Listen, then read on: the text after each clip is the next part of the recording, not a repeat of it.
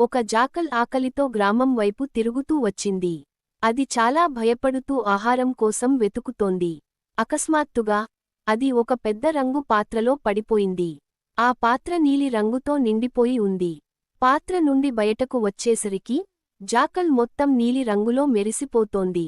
అడవిలోని జంతువులన్నీ ఆశ్చర్యంతో ఆ నీలి జాకల్ను చూశాయి. ఎవరికీ ఇంతవరకు అలాంటి జంతువు కనిపించలేదు. జంతువులందరూ దానిని దేవుడని నమ్మి రాజుగా కూర్చోబెట్టారు. నీలి జాకల్ ఇప్పుడు రాజుగా జీవిస్తూ అన్ని జంతువులు దానికి ఆహారం తీసుకొస్తూ గౌరవం చూపించాయి.